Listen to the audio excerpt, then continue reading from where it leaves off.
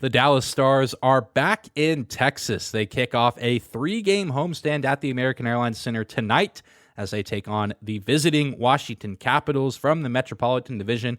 And on today's episode, I'm joined by Dan Holmi, host of Locked On Washington Capitals, to talk all about this game. We'll talk about the biggest storylines from the Capitals side of things, talk about the Dallas Stars and the things you need to know about them going into this game, and talk about the game as a whole. We'll give you our first goal predictions, insight on this game, who we think will be in net, all of that and more coming up on today's episode of Locked On Stars. Your Locked On Stars, your daily podcast on the Dallas Stars. Part of the Locked On Podcast Network. Your team every day.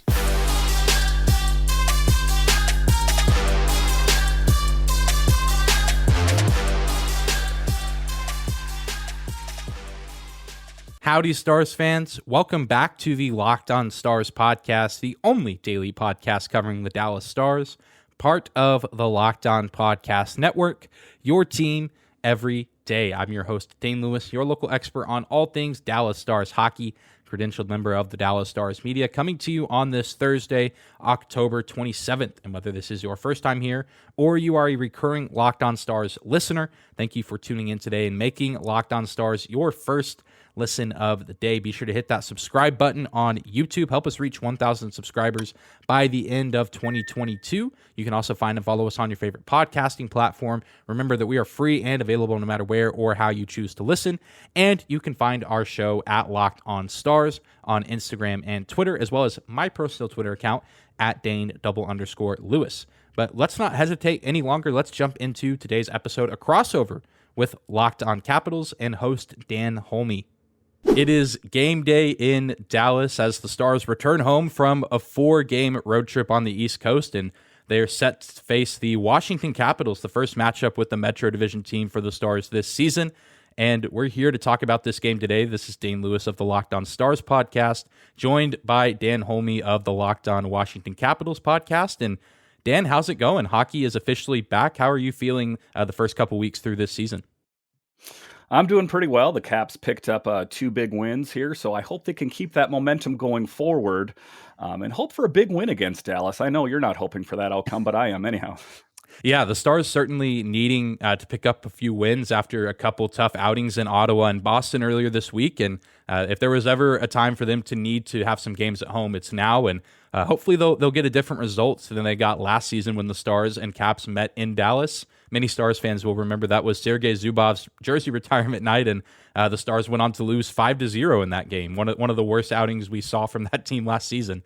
So hopefully we'll get a little bit more of a competitive matchup and see a little bit more from the Stars offense. But want to take a moment and talk about this Capitals team. They sit at 4-3 as of right now, and have some pretty interesting numbers to go along with that. Top 5 in the league in goals for with 25, but also 25th in the NHL in goals against with 24 goals allowed. So with this offense, I mean, you look at the leaders on the team, you have obviously Alexander Ovechkin leading the way, but you have a few other players tied for first in points with him as well. What has kind of been, the focal point of this Capitals offense, and when it's at its best, what do the Capitals do that makes their offense so deadly? I mean, many people can look back and see their most recent outing against the Devils where they score 6 on the road. I mean, when the Capitals are at their best, what works for them offensively and what makes them so dangerous? Well, interestingly enough about this team is they've been getting the most production from the fourth line, Nick Dowd, Garnet Hathaway, and now they've inserted Beck Malenstein. So not a real typical situation. Generally, you consider a team's top line or second line that gets the most scoring. But Alex Ovechkin has been heating up a little bit as of late, but a bit of a slow start there. But talking about the last game that they played, they were getting scoring against New Jersey all the way up and down, and they were also getting production from their blue line. So when everyone is kind of working together, I think that there's not one real scoring line. If the team is firing on all cylinders, they can get scoring from the first line to the fourth and even occasionally on the defense as well. Yeah, absolutely. I mean, that's the key to being a good hockey team, is having that solid depth beyond your first and second line. And so if teams like Washington are able to have that additional scoring outside of, a player like Ovechkin and a few other of those top line players, that is a recipe for success, especially in a division like the Metro that has a lot of high-powered offenses and a few good defenses as well. And talking a little bit more specifically about Alexander Ovechkin, it's no secret that he is starting to age, and the Stars also have an aging, offensive threat on their team in Joe Pavelski. But just to kind of get your perspective on Ovechkin, 37 years old, the seemingly going to be another high scorer for the Capitals this season. Do you expect him to be in the top, 2 or 3 in points this season? I know he's obviously chasing history with his goal scoring this year. Do you expect him to continue to play at a high level all through this season? And when do you realistically see maybe a drop-off coming for Ovechkin? Because it doesn't really seem like he's slowing down anytime soon. Yeah, and there's been people throughout the years that, if he's ever had a dip in production, they said, well, it's time to trade him. It's time to get rid of him. And then he'll come and do something and score 50 goals. My projection for him is 52 goals. I know that the Athletic was kind of pegging him to be like get 47 goals. But with a power play goal in the second a third of the season, 783 overall. And just looking statistically, so he's at 783, Gordie Howe's next at 801, and then the great one, Wayne Gretzky, at 894. His projected goals for this year is 35. So, I think that is a very attainable amount of goals for him to get, considering he got 50 the year before. And then it's projected to be 184 games until he hits the record. So I do think it is in his sight to finally get Wayne Gretzky. First of all, he's going to have to go through Gordie Howe. Everyone asked me, when do they think that's going to happen? It's looking like the 24-25 season is when Alex will finally beat Wayne Gretzky. Yeah, and that's going to be an exciting story to follow as he continues to age and, just in general. You have guys like Ovechkin, Crosby, Pavelski, kind of this great generation of players that are slowly on their way out, but making a lot of noise on their way out. And Ovechkin's certainly synonymous with the Washington Capitals organization. And another player who also fits that role as well the past few years with this team is Tom Wilson, who has not been on the ice so far this season with I believe it's a torn ACL. You can correct me if I'm wrong there. How impactful is the absence of a guy like Wilson? He plays that enforcer role so well, notorious for it around the league, but also can contribute 52 points in 78 games last season with the Caps. How impactful is his absence for this team? Well, listen, it's huge because like you referenced there, he is the enforcer. He is a bit of an intimidator. And you've definitely noticed a lack of that intimidation or that sandpaper personality when Wilson's not on the ice.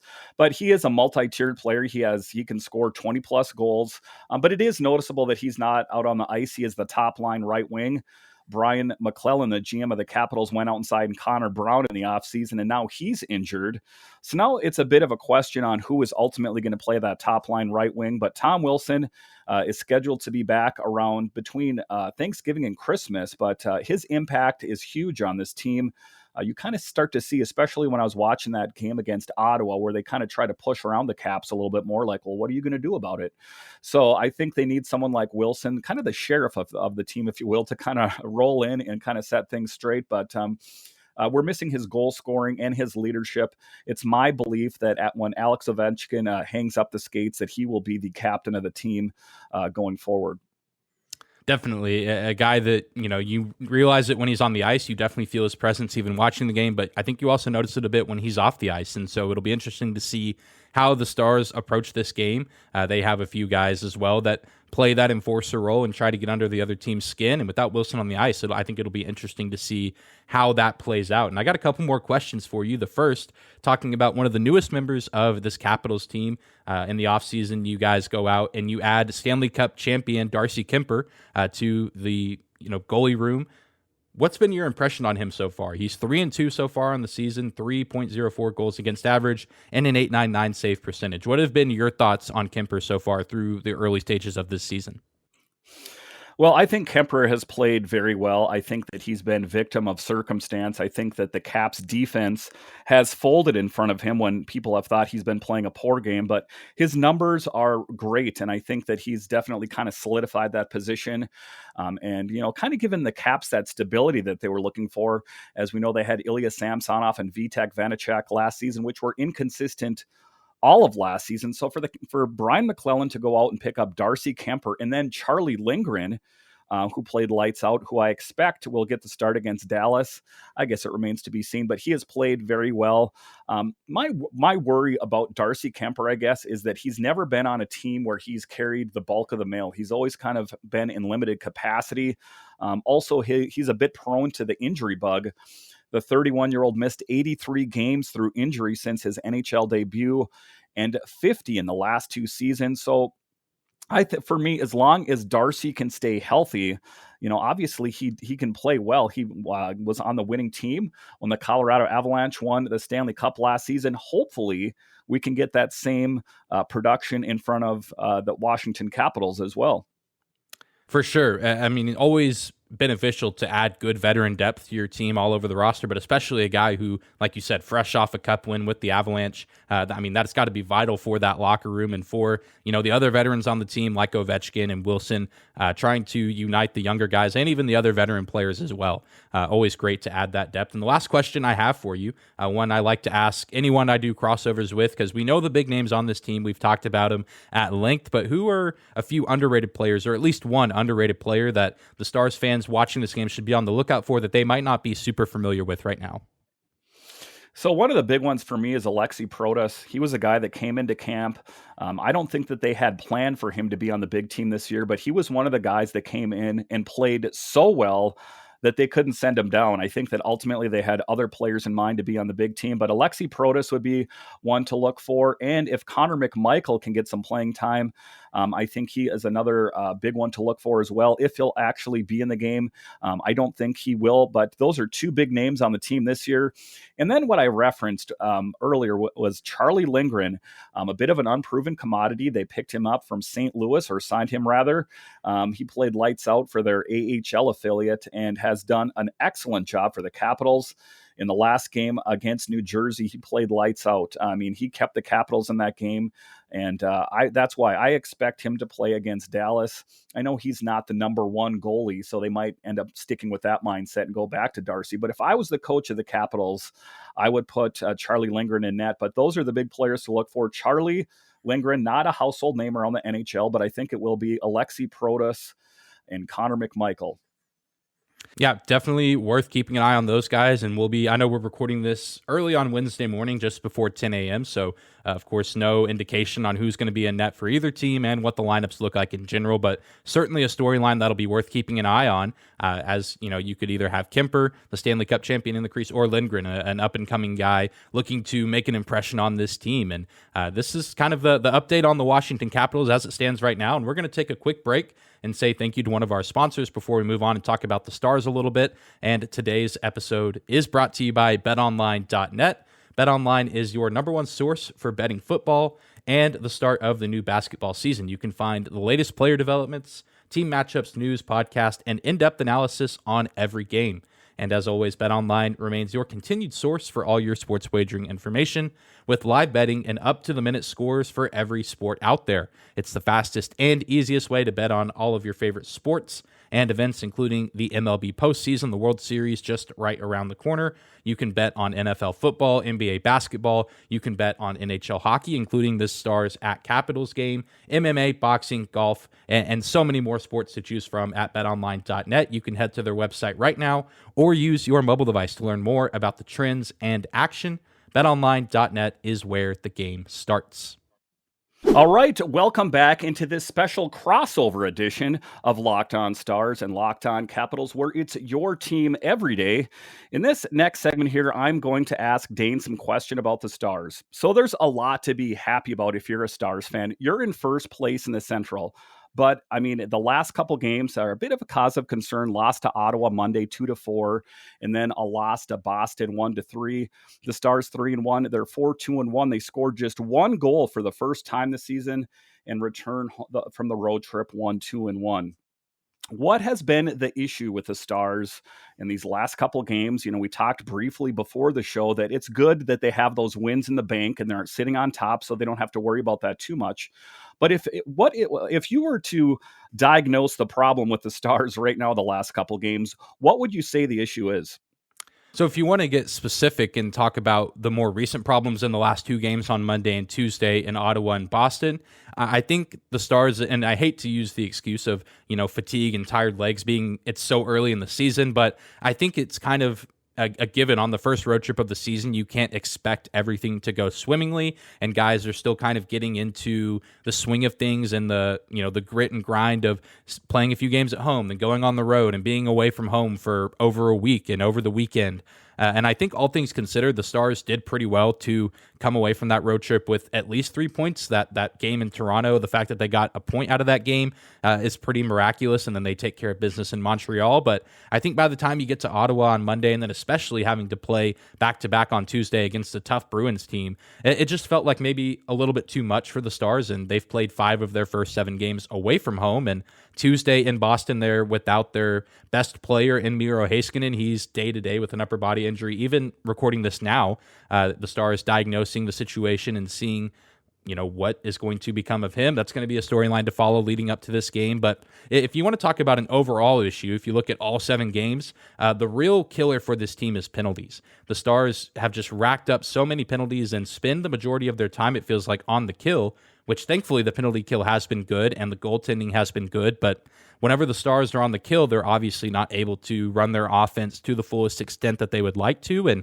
if you watch Stars games, you'll notice when they're on 5-on-5, they look good. They can defend well, and they also get some pretty good looks on offense. But they've had some difficulty as of late staying out of the box and being able to maintain that 5-on-5 where they're a threat pretty much anywhere on the ice. I mean, they've done really well and on the 5-on-5 of transitioning out of their zone through the neutral zone and getting those clean entries and getting really good looks at the net and putting pressure on goalies. So that's something that's really been an issue since the first night of the season for the Stars, is racking up penalties, and that's something that can be fixed. It's just a matter of, can the Stars be disciplined enough to stay out of the box, and can the coaching staff, put their players in the position to not take as many penalties. Yeah, and this was a comment from Coach Pete DeBoer. He said, from a points perspective, we wanted more. I think when I look big picture at our start, we've played 7 games, 5 on the road. Not an easy ask, and we've had a good start to the season. I think we're building every day here. It's not perfect, but we're building. And that's the kind of leadership that you want from your head coach. Pete DeBoer has kind of been in the head coach recycle bin, if you will. How much better is this Stars team with DeBoer as the head coach? They're so much better. It's night and day with this team from where they were last year. All the respect in the world to Rick Bowness as a person. He was a great leader of the locker room, but as far as his coaching style, it just was not compatible with the personnel that the Stars have. And Pete DeBoer has come in and given some juice and, breathed some new life into this offense. Obviously, it wasn't at its best in Ottawa and Boston, but through the first few games of the season, the Stars were scoring 4 or 5 goals against the Predators and the Jets. They score 5 against the Canadiens last Saturday night. And so it's really just been a breath of fresh air for Stars fans to see this team that's struggled to put the puck in the back of the net over the past couple of seasons actually be a threat on offense. The goal differential is in the positive. They're getting production similar to the Capitals. The Stars are finding ways to get production from the third and fourth lines. Last year, the big story was the Stars were very much a top-line team with Jason Robertson, Rope Hintz, and Joe Pavelski, and those 3 still playing fantastic, but you're getting production from guys like Ty Dellandrea, who was the first-round pick for the Stars back in 2018. He's finally full-time on the roster. Wyatt Johnston is a teenage player, still 19 years old, first-round pick in the 2021 draft. He has 3 goals through 7 games this season. So the Stars are being productive at all times on the ice with their lines. It's not just their top 3, not just the top 6. They're finding ways to get production from the majority of their forwards, but also the defensemen as well. Miro Heiskanen, when he's been healthy, has been great this season. Nils Lundqvist is a player the Stars traded and got from the New York Rangers in exchange for a few picks. And even with John Klingberg gone, the defensemen are still finding a way to contribute this season on both sides of the ice. And, Pete DeBoer has come in and I think done a pretty good job and done about as well as you can do up to this point in the season with the hand that he's been dealt as far as the splits of home games and away games. And I think this is a great opportunity with 3 home games coming up for the Stars to kind of get back on track with what they've been doing well this season. And it's interesting you bring up Wyatt Johnston. I was going to ask you about him next. On an individual level, though, Tuesday might have been the closing argument for Wyatt Johnston to remain in the NHL. Johnston scored the Stars' only goal in Boston, an open net tap-in up by Ty Dellandrea, dogged effort with a puck. So talk to me a little bit about Wyatt Johnston. It seems like he's an up-and-comer, drafted rather high. Do you think the game with Boston, do you think his a great play? Do you think that solidified his spot on this Stars team? I do. I absolutely 100% believe that was the nail in the coffin. I think even up to that point, he had done enough to solidify himself a spot on this roster, and it's now kind of the unanimous belief amongst Stars fans that if he goes back to juniors, that's a bad move by the front office and the coaching staff, but I don't think that will happen. He's a special player and a guy that I think the Stars got kind of as a steal late in the first round in the 2021 draft. I know even Johnston himself has gone on record saying that he felt like he was maybe taken a little bit too low and maybe a little bit overlooked. He is a smaller player, a little bit undersized, but he can do a little bit of everything. He can play pretty well on, he can hold his own on the defensive end despite being one of the smaller guys on the ice, but he really can hurt you offensively. And you've seen it this season. He scores in his NHL debut opening night in Nashville. And of course he gets that goal against Boston at the time. That was a huge moment for the Stars last night of capturing a little bit of momentum in that second period, and he can win in the faceoff circle. He can play on the power play. He can really just do a little bit of everything. He skates well. He shoots well. A really talented player with the Windsor Spitfires. Was, I think, 124 points with them last season, just in the regular season alone, and of course lit it up in the postseason as well. Just a really special player who I think the Stars have been high on since the draft, and maybe got him as a steal. And it's really nice to see, a pick so recent, just 2 drafts ago, already paying off and coming to fruition. And, he's playing alongside Jamie Benn, the captain of the team, who specifically requested to play alongside Wyatt Johnston. So I feel like during training camp, that was a indication of how special this kid could be, that a player like Jamie Benn, former Art Ross Trophy winner, he sees the potential in Johnston, and they have good chemistry together. And really, whoever else has been playing alongside Johnston has also found good chemistry with him. And last night, that happened to be Ty Dellandrea in Boston as they connect for that really nice goal. So it's interesting you bring up Jamie Benn there. How much do Jamie Benn and Tyler Seguin have left in the tank? 2 huge players that I think even Caps fans know, big names around the NHL. How much do they have in the tank? Yeah, that's a great question, and one that Stars fans have been asking all offseason, and it seems like we've started to get a little bit of those answers. And obviously, you mentioned they're both big names. They also both come with massive contracts. Seguin, I believe, maybe the highest paid player in the league, or at least top 3. I know next year a few new contracts will kick in for guys like Nathan McKinnon, making a lot more money, but both those guys coming in with a lot of expectations placed upon them for how much money that they're making and how much cap space they take up. And I think with Seguin, starting with him, I think he has quite a bit left in the tank. He is a few years younger than Jamie Benn, and he's off to a pretty good start this season. And you look back even to when the Stars were in the Stanley Cup a couple years ago, Seguin was playing in the Cup, but he was injured. His lower body, his knees, his hips just torn to shreds. He has surgery that offseason, misses all but 2 or 3 games of the next year. And even last season, I don't know if he was 100% healthy. He played the majority of games, but he just was not himself and didn't look like himself. But this year, he's obviously a little bit slower and a little bit older, but he looks a little bit more like the Tyler Seguin back of the mid-2010s. He's racking up a ton of assists. He has some good scoring opportunities as well through the early stages of this season. Only 2 goals to his name, but 6 points in total through 7 games played. And so I think Stars fans have been pleased with him. Jamie Benn not doing as much as far as scoring, only 3 assists through 7 games so far. But I think the guys that play with him, Wyatt Johnston, and we've seen Dellandrea on that line with him. We've seen Denis Gurianov. We've seen Yoel Kiviranta.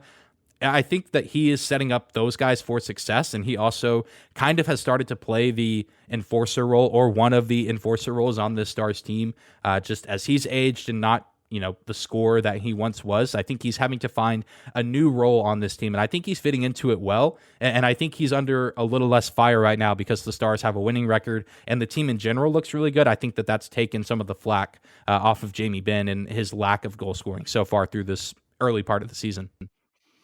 All right, one quick last question here for you in this segment is let's talk a little bit about Mason Marchment, a guy they picked up from Florida. We saw what he did with Florida, really kind of stood out on the score sheet, especially against the Capitals.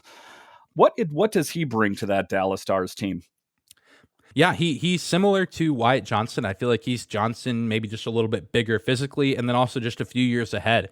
He's a guy who can also do a little bit of everything, play both of the special teams, really good in the 5-on-5. Stars fans were very pleased to see how he performed in the preseason, and he wasted no time introducing himself as a Dallas Star the first night of the season. Had one of the best goals of the season so far, kind of making a really nice move around Roman Josi, one of the premier defensemen in this league, and getting a really clean, open look on UC Saros. And he's been on fire to start the year. And I think that was kind of the big question is, can he carry this offensive production over from Florida to Dallas? Because Florida was an offensive juggernaut last season. Dallas, not so much. But he's come in and put up 3 goals through 6 points in total, 7 games so far this season. He's played really well, and he scores. He can defend a little bit. And he also kind of plays part of the villain role. I wouldn't necessarily say enforcer, but almost every game there's an instance where an opposing player is grabbing his jersey, and you can just kind of see Marchment with a little smirk on his face. I think he does a good job of getting under other players' skins. I don't know what all he says. Obviously, the mics don't pick everything up, but he finds ways to perform offensively and defensively, but also try to win the mental battles as well. So he does a little bit of everything for the Stars team, and he's been a guy that has been a plug-and-play type of player, and he's come in, made an impact early, and Stars fans already love him. He's become a fan favorite pretty quick here in Dallas. Yeah, so I think it's going to be an exciting game. I think that the Capitals, if they can take on and they can beat a Dallas Stars team, then I think that is really a promising sign. All right, so after the break here, we will talk a little bit about the game Thursday night. What is our outlook for the game? We'll talk about that next. All right, welcome back into this crossover edition of Locked On Stars and Locked On Capitals, where it's your team every day. In this episode, as you guessed, we are talking about the Dallas Stars and the Washington Capitals. So let's talk about the game Thursday night. We could talk about the net-minding situation and that's one thing that I guess I got to say for you guys. You're set up pretty well in net. Tell me a little bit about Oettinger and Wedgwood. Who do you see starting in the game Thursday night? And just talk to me a little bit about the net-minding situation in Dallas in general. Yeah, so the goaltending situation has been great so far for the Stars this season. Jake Oettinger kind of introduced himself to the hockey world last spring in that first-round series against the Calgary Flames, and he's picked up right where he left off with a really great start to this season. Obviously, the clear number one goalie with 5 games started this season. He's 4-1. He takes his first loss in Boston on Tuesday, which was unfortunate because he played his college hockey with the Boston Terriers, and it was his NHL debut in the TD Garden. Unfortunately, not able to get the win, but I imagine that he'll be the starter in net for the Stars in Thursday's game against the Capitals, just because he has been so reliable. He's been good, and even last season, he was just fantastic at home. Oettinger plays good on the road. He plays good in just about every situation, but I think last year being his first experience with a full crowd, full attendance at NHL games last year, he got to experience that Stars crowd, and he's experiencing it again this season, and he just plays, I think, better at home with 18,000 fans behind him, all wearing green, cheering him on every time his name gets said or every time he gets put on the screen. I think it just raises his play. So I imagine that he will get the start. And even if he doesn't, for some reason, Scott Wedgwood, a pickup for the Stars last season at the trade deadline from Arizona, has also proven to be a very capable backup. He's a great player to have because you can put him in and not worry too much about a drop in quality or an opportunity to win the game. He's lost his games so far this season, 1 in regulation, 1 in overtime in Toronto, but he's looked really solid, and it's hard to peg the losses on him. He's a great player that can, get inserted in if Jake Oettinger needs a night off, or if you have a back-to-back, you can give them 1 start each and be confident that your team has a chance to win either way. So I imagine we'll see Jake Oettinger in net tonight. I'd be surprised if we didn't, but even if Wedgwood's in there, I think that he can, do a good job as well. Yeah, so just taking a look forward a little bit on this team, it's been kind of a rough schedule going forward here. Obviously hoping for a big win against the Dallas Stars. The Caps want to beat the Dallas Stars. The Dallas Stars want to beat the Capitals. What are your predictions? Obviously, you cover the team, so you're going to say the Dallas Stars. What is your outlook? What are some of the storylines to look for in the game Thursday night? I think the biggest one for the Stars is whether or not Miro Heiskanen plays. And we saw it on Tuesday in Boston. This team is drastically different without him. I mean, he provides so much. Obviously, he provides a ton on the defensive side, but he also does a ton for this team as far as navigating the neutral zone and getting those clean zone entries. He can skate with just about anyone in the league. He can handle the puck pretty well. I think with John Klingberg departing for Anaheim this offseason, he's taken on more responsibility. And so, again, not too much information on what this upper body injury is. That's all we've been told up to this point. And again, by the time people are hearing this on Thursday, maybe we have a little bit more insight, but that's going to be the biggest storyline. Does he play? Is he 100% healthy? And can he make an impact on this game? So if he's healthy, I think the Stars have a great chance. And I think that this is, you don't want to say must-win game this early in the season, but given, the Stars' track record the past couple games on the road trip, it would be great for them to pick up 2 points in this matchup to start this homestand on the right foot. But what about you? How do you see this playing out for the Washington Capitals? What is the biggest storyline for them going into this matchup? Well, I think what they should do is just kind of continue to ride the hot hand, as they say. And again, like I talked about earlier in the show, I think they should go with Charlie Lindgren and see what he has against a formidable opponent like the Dallas Stars. I don't think I'm going to see the lineups or the lines change too much. Usually, if you get some success, you want to keep rolling forward with that. But it'll be interesting to see, this is going to be a Caps team taking on the first place Dallas Stars. It's going to be a good test. They got a good luck beating what am I talking about here? They in the last game here where they had great success, but can they continue to do that going forward? I guess that remains to be seen. But that's what I'm looking for. I'm looking for the lines to be the same and for Charlie Lindgren to be in net, and hopefully that can propel the Caps over the Stars. Yeah, it should be an exciting game. A team in the Caps looking to build on some momentum. Obviously, a great last game out on the road in New Jersey. You want to capitalize on that momentum. And then you have a Stars team kind of in the opposite situation, coming off 2 consecutive regulation losses. They're looking to get back on track. So kind of an unstoppable force / immovable object, even though the Stars don't have a ton of momentum. But playing in front of the home crowd, I think they're going to be rejuvenated. I think they're resting up pretty heavily on Wednesday, letting their bodies heal, letting their bodies recover from the travel, and hopefully they'll be dialed in and ready to go. And from the get-go, we can see some competitive hockey. But do you have I know scores are hard to predict, but I'll ask, do you have a prediction for who scores the first Capitals goal? I'm going to go with Ovechkin, and that's a safe one to say. I see him scoring a goal from his office, the left circle, and that's what I'm hoping for. I am hoping for Ovechkin, to keep going, chipping away at that, going after Gordie Howe, going after Gretzky, and it's always a safe bet to say Alex Ovechkin's going to score. So I see him scoring the first goal for the Caps. How about the Stars?